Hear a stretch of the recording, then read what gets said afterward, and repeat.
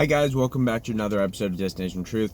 There's a lot of content I'd like to get out, but today I'd just like to basically expand on what I said yesterday and give you more examples of just how at war we already are. There's a real revolution happening in our country, and the reason I think it's worth bringing up again and again is simply because I think most people on the right are still very complacent, and we're getting more and more complacent as we get confident that Trump will be reelected. I, for one, definitely believe 100% that Trump will be reelected as long as there is not a recession before the election, which years ago I said that is the game plan of the left. They will try to crash the economy before the election and blame it on Trump. And if they can do that, then I'm pretty damn confident that he cannot win. But it's that.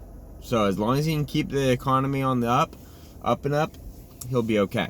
Nonetheless, too many people becoming complacent and not realizing just how active I think more people need to be in this soft civil war happening in our country right now. So the title of this particular episode is, Why is AOC not in jail? You might be wondering why on earth I'd say something so provocative, but I don't. I'm not kidding, and I don't think I'm being provocative.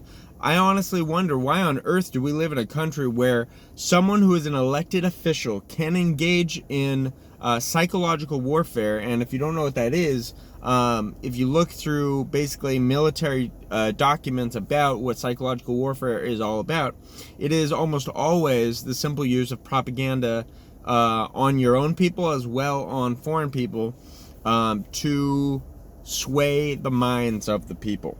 So it is propaganda. So Alexandria Ocasio-Cortez engaged in psychological warfare because she is not, in fact, a real politician. By the way, she is my real exact age. It is insane that she is in office with the,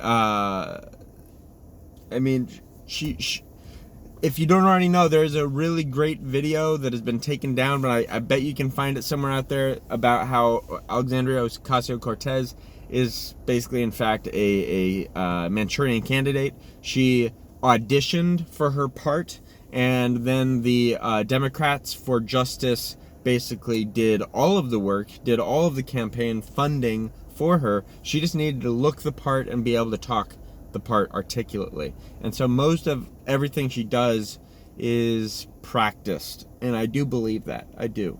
Because when she is off script, she is a bucket of dumb. What else should I say about her? Anyways, so she engaged in propaganda against the American people, saying that we have concentration camps on our border and that we are, locking up Latino people and, doing terrible things to them, yada, yada, yada. You remember, it's been all over the media, and it was completely debunked by everyone that does debunking. Even debunking teams on the left, like Snopes, actually had to agree that there was none of what she said was actually factual.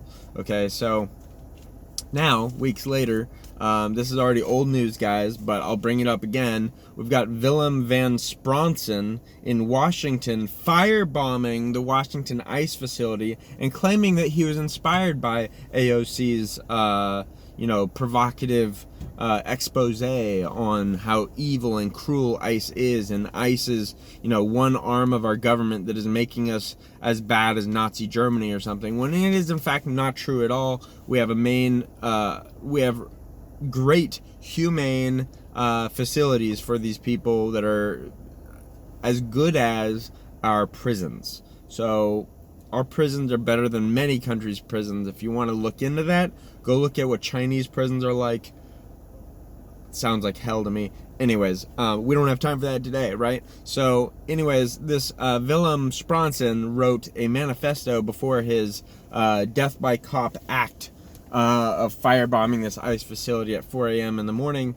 And he wrote the manifesto titled, I Am Antifa. And he is already being heralded as a martyr by what looks to be hundreds, if not thousands, of people on social media platforms already romanticizing what he did as though he is a hero. Just letting that sink in, because, as you know, the mainstream media, CNN especially, at every corner they refuse to denounce or condemn Antifa's actions, which are the largest domestic terrorist unit in America. And in the words of Vladimir Lenin, they are, by definition, according to his own words, they are the useful idiots that he uses as stormtroops to do what is necessary to bring on a revolution. And he was outspoken on how to rally people to the cause of communism worldwide, not just in the Bolshevik Russia era or in that land of Russia. So this is a war, a civil war of communism versus patriots. And history will determine who the good guys were. And let me tell you, because we all know, if there's one thing you know about history, is that history is written by the victor. Okay? Now, facts can be found, but the vast majority only believes what the mainstream says. I've learned all kinds of interesting things about World War II and how, in some ways, Nazi Germany really got forced into World War II before it was known, or technically before they were doing mass extermination of Jews. They were already basically destined to be at war with the rest of Europe. So anyways, that's another story as well in and of itself that I definitely don't want to go down to at the moment. But I just want to simply say we have an elected official, AOC, and she is engaging in psychological warfare against our own people, and we just take it. She should be indicted. She should be taken out of office immediately. She should be forced to resign immediately, because she's lying to the American people. She's engaging in propaganda as an elected official. It's enough that we have the mainstream media who are not elected, but basically private citizens and private institutions and businesses that are allowed to lie and not go to prison necessarily for it. They have to apologize because they will go bankrupt if enough people understand the truth is that they are fake news, and that they should be condemned, and that they should have been bankrupt a long time ago. The problem is we have communist world powers that fund them, so they don't need to be profitable at all. And I can guarantee you that for the last several years, many mainstream media outlets have been barely profitable at all. Which is why there's been massive layoffs at many mainstream media outlets.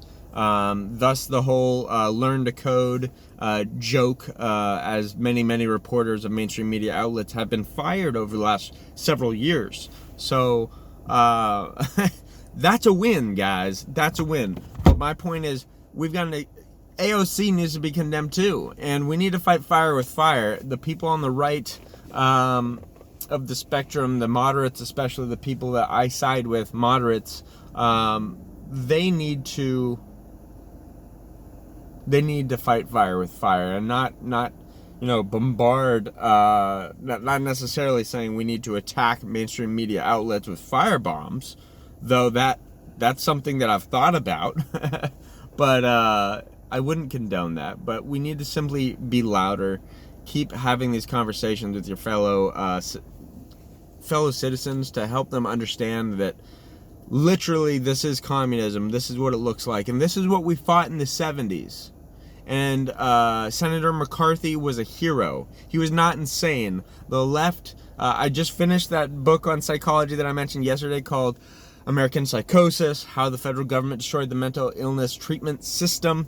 And in that book, as well as The Naked Communist, they both reference how leftists and communists were actively trying to attain positions of power within the realm or the industry of psychology and psychoanalysis. So, that's how they locked up a totally sane senator for I think 20 days. They locked up Senator McCarthy, telling him that he was insane. They're trying to make him look insane, because if they could force him into incarceration at all, even if he was totally sane on everybody's account, the mainstream media still could blow it up and say he's insane, he was incarcerated against his will. You see how this all works, guys? This is a war, and we've been at war with communists for a long ass time, because communists have a shit ton of money, because communists, true communists, are not the brainwashed, brain-flayed, useful idiots that you see on the streets. The true communists are the world leaders like George Soros, the Roosevelts, there's a lot of examples. Rothschilds, the 13 bloodlines of the Illuminati, all of these people are part of a system, a very communist system, because communism at its core is Satanism, and these people want to rule the world so that they can rule humanity and let Satan rule this world. I hope you don't want that. If you don't, please give this video a thumbs up and promote this kind of content by sharing or subscribing, and you know, share this with your friends. Share these ideas with your friends. If you're not brave enough to say it yourself, then share this video. Be brazen about it. Okay? That's all I have to say today, guys. Thank you so much for watching, and I apologize for my raspy voice. I'm still overcoming this weird illness. I hate it. Anyways, guys, have a good night, and thank you for watching.